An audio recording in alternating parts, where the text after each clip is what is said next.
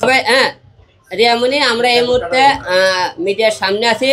তুমি যে হত্যার সামনে আমাকে মারার পেছনে তোমার হাত নাই, তুমি নাই, সেটা মিডিয়াতে আমি ক্লিয়ার করে বলেছি। এখন বাদ বাকি তাদের একটা প্রশ্ন আছে যে তুমি এই কাজে জড়িত আছে কি, একটা প্রশ্ন খালি উত্তর দিয়ে দেবা। বলো, প্রশ্ন দিয়ে একদিন করো করো বলো। আচ্ছা রিয়ামণি, শুনতেছেন আপনি? আচ্ছা, আপনি জড়িত নাই আমি বুঝলাম, না থাকলে আপনি বারবার হিরো আলমের পক্ষে না নিয়ে আপনি বারবার ম্যাক্সবির কেন ছাপাই গাচ্ছেন? এবং আমরা দেখলাম যে আপনি ম্যাক্সবির নাম নিলেই আপনি ফুলে উঠেন, আপনি জ্বলে উঠেন, আপনি চলে যান, আপনি বারবার হিরো আলমকে নিয়ে ওইখান থেকে যেতে চান। তার মানে সবাই বাংলাদেশের মানুষ ভাবতেছে যে আপনি মিন্নি হয়ে উঠেছেন। ক্লিয়ার করে বিষয়টা, তুমি কথা নাই ক্লিয়ার করে দাও। একটা কথা কি, আমি হচ্ছে ফার্স্ট অফ অল আমি কোনো অন্যায়কে প্রশ্রয় দিই না। আমি যেটা সত্যি সত্যের পথেই থাকি। আমি আগেও বলেছি, এখনো বলছি। First of all hero Alam এবং রিয়ামণি সম্পর্কের মধ্যে তৃতীয় পার্সন ঢুকেছিল, ওই যে আমাকে ঢুকাইছে, একটা ভুল করে ফেলছে সে, যার কারণে অনেক কিছু ঘটে গেছে। এখন দেখা গেছে আমি যখন তাকে ডিভোর্স করে দিলাম, বিষয়টা সবাই দেখছেন যে আসলে আলম কতটা ভেঙে পড়ছিল, সে মানসিক ভাবে কিন্তু সে ভেঙে পড়ছে। দেন আমি কিন্তু একটা মানুষ আমার জন্য অসুস্থ হয়ে পড়ছে, তার সুন্দর জীবনটা নষ্ট হয়ে যাচ্ছে, যার কারণে আমি হচ্ছে তার লাইফে আমি ব্যাক করেছি তাকে ভালো রাখার জন্য। এখানে তার লাইফে ব্যাক করে তাকে মানে এটা একটা হাস্যকর বিষয় যে আমি তাকে ভালো রাখার জন্য তার লাইফে আমি ব্যাক করেছি, দেন আমি তার লাইফে ব্যাক করে তাকে গুন্ডা ভাড়া করে তারপর মারাইতে হবে, এটা একটা হাস্যকর বিষয় হয়ে যাচ্ছে না? আমি তো তাকে ডিভোর্স করে দিয়েছিলাম, ডিভোর্স করার পরও যেহেতু আমি তার কাছে ব্যাক করেছি তাকে ভালো রাখার জন্য, এখানে গুন্ডা ভাড়া করে মারানোর এটা তো প্রশ্নই আসে না। ঠিক আছে, এখানে এটা আসলে দেশবাসীর ভুল ধারণা, এটা সম্পূর্ণই একটা ভুল ধারণা। ঠিক আছে। আচ্ছা রিয়ামণি আপু, আপনি যদি হিরো আলম ভাইকে সত্যি ভালোবেসে থাকেন বা থাকতেন, তাহলে কেন আপনি এই যে উনি তো নাম প্রকাশ করে দিয়েছে, তাদেরকে কেন হুঁশিয়ারি দিলেন না? আর আপনি কোনো নিজে থেকে কনফারেন্স করলেন না, একটু জানাবেন। হুঁশিয়ারি দেওয়ার কিছু নেই, আইনের কাছে আইন করবে, আমি হুঁশিয়ারি দেওয়ার কি আছে? এখানে তো মামলা হয়েছে, তাই না? তদন্ত হবে, যারা অপরাধ করেছে তাদের অবশ্যই শাস্তি হবে। আচ্ছা রিয়া আপু, অনেকেই বলতেছে আপনি ইসের সাথে জড়িত, হামলার সাথে জড়িত, আপনার মোবাইল সহ সবকিছু ট্র্যাক করতে চাচ্ছে অনেকেই মোবাইলে। আমরা যখন ভিডিও ছাড়ি তখন কিন্তু কমেন্টসে বলে তাহলে খালি ভালো রাখবি কেন? সে সংসার করবি দেখে, আমাকে ভালোবাসে দেখে তোমাকে সে মনে করেন আমার কাছে এসেছে। সে তো মনে করেন সংসারই না করবি, তো ভালো আমাকে ভালো কেন রাখবি? আমি তো মরে যেতে পারি, সে তো আমাকে কথা নাও পারে।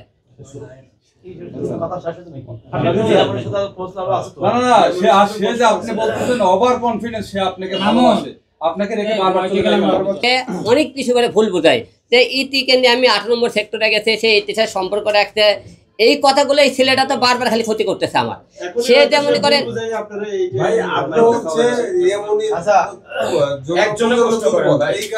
আমি স্যার তো একটা কথাই বললাম, রিয়ামণি সেনকে অন্যায় করতে করলে উল্টো পাল্টা কথা বলে আমি ছাড় দিইনি। সেনকে বলছে অন্যায় পাইছে, রিয়ামণি দিলে আমি অন্যায় এখন কিছু খুঁজে পাইতাম তাহলে আমি কিন্তু রিয়ামণি ছাড় দিলাম না, এটা ভালো করে জানেন আপনারা।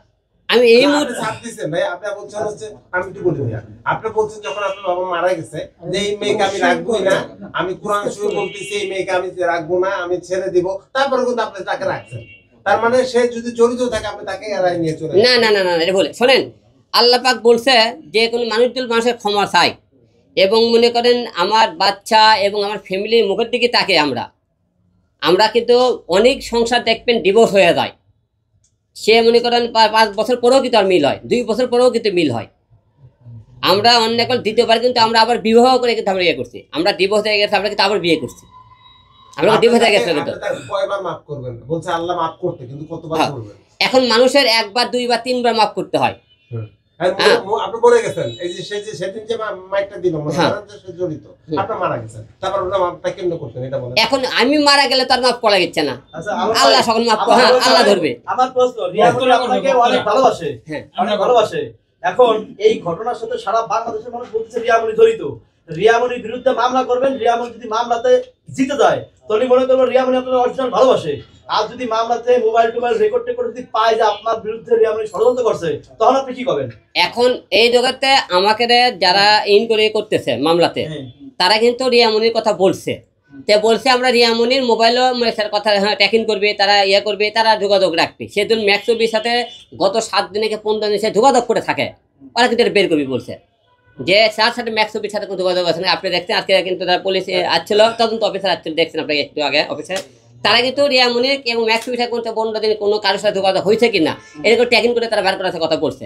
রিয়ামনি তো মোবাইলের ওর কেটে 22 করার পরে জলমুনি ইনকোয়ারি করার পরে রিয়ামনি এর সাথে জড়িত থাকে, হ্যাঁ তো সকলের আগে রিয়ামনির বিচার করা হবে, সকলের আগে রিয়ামনির বিচার করা হবে এই মামলার সাথে রিয়ামনি আছে কিনা। যদি রিয়ামনি তুমি না থাকে একটা আমি তাকে কেন দোষারোপ করবো? আমি এখন পুলিশের আমরা মামলা করেছি খালি এই 4 জন আসামি বাদে, যারা আমাকে হুকুম দ্বারা বাদে যারা নির্বাচন এই 6 জন লোক, যে 6 জন লোক হুন্ড অজ্ঞাত মামলা, তারা কে এটা বার করবেন না? এরা কে? এরা আমাকে নির্বাচনের কথা যা মারলো তারা কে? আমরা এরকম বার করলে তো বলতে পারবো না কার কোন হিসেবে আমাকে মারা হলো, কেন মারা হলো। আপনি বার করবেন না, পুলিশ তো বার করতেছে, তদন্ত শেষ করার পরে আমরা বলবো এটা আমাকে পিছনে কে কে আছে। অবশ্যই আলম ভাই আচ্ছা দেন আপনি অনেকক্ষণ দেন করেন। রিয়ামনি আপনাকে ভালোবেসে বিয়ে করছে, জি। আবার আপনাকে ছেড়ে কিন্তু সে আবার ম্যাক্সের কাছে চলে গেছে। আপনি যখন অসুস্থ হয়ে গেছেন, ওষুধ খেয়ে ঘুমাচ্ছেন, তো যদি ওই অবস্থা আপনি মারা যেতেন তাহলে কিন্তু রিয়ামনি সাফার করতো। এই কারণে রিয়ামনি সে একটা সাজানো নাটক করে সে আপনার কাছে আসলো, এসে সে ভাবলো যে আপনি পথের কাটা আপনাকে সরাই দিয়ে সে আবার ম্যাক্সের কাছে চলে যাবে। এখন মনে করেন রিয়ামনি মনে করেন ম্যাক্সবির সাথে ষড়যন্ত্র করে, আমি আপনাকে প্রশ্ন বুঝতে পারছি।